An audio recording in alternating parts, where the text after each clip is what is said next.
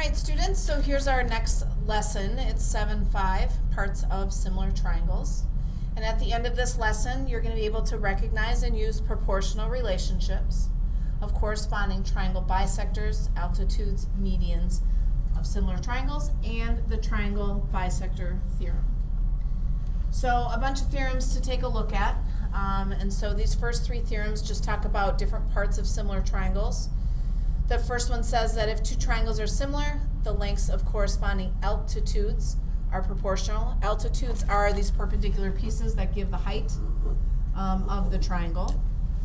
The second one, if we know that two triangles are similar, the lengths of corresponding angle bisectors are also proportional.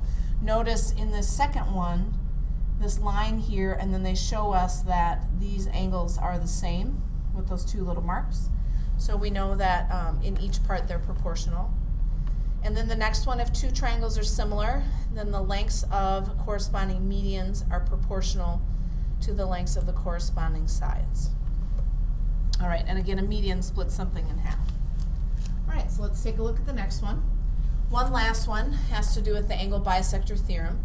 And it basically says that it separates an opposite side into two segments that are proportional to the lengths of the other two sides. So in this diagram, KM, okay, as I was saying, KM is proportional to LM, and then we can say that KJ is proportional to LJ. So let's take a look at our examples. The first one is we need to find the value of X. It's right here, that altitude of that particular triangle. And so from here, we can say that triangle KLM is congruent to triangle XYZ, and that's by angle-angle similarity.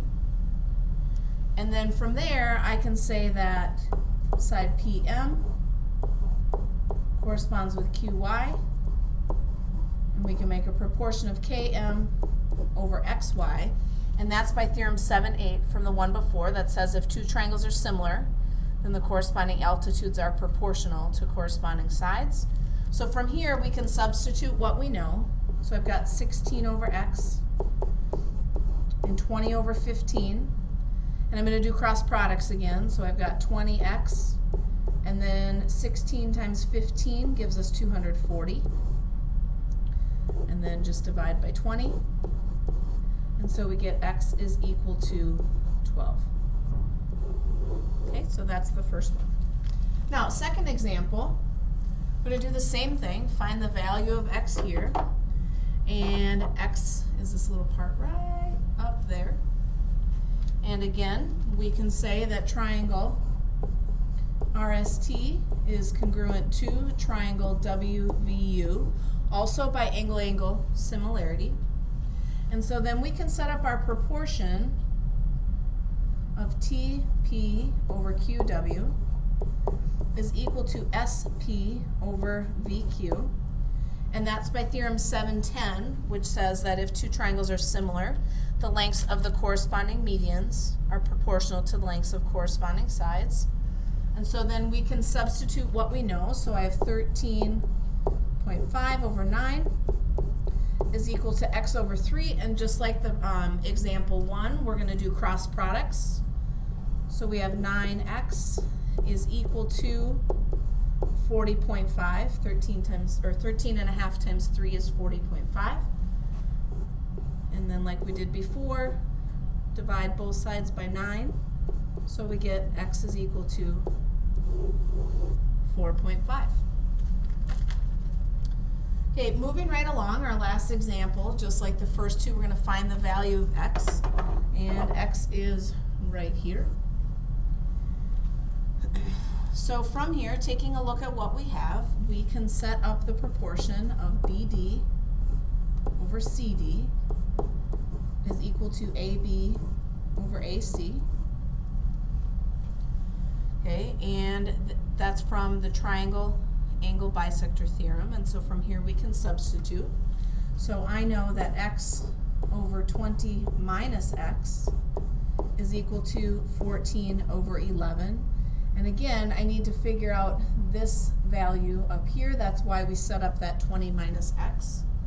Oh, where am I getting the letters from? I forgot I added letters in. So I've got A, B, C, and then that point right there is point D. Sorry, I didn't put that in sooner. So just like all those other examples, we are actually going to do the cross products again. So I have 11x is equal to 14 times the quantity of 20 minus x. So we're going to distribute the 14. And 14 times 20 is 280 minus 14x.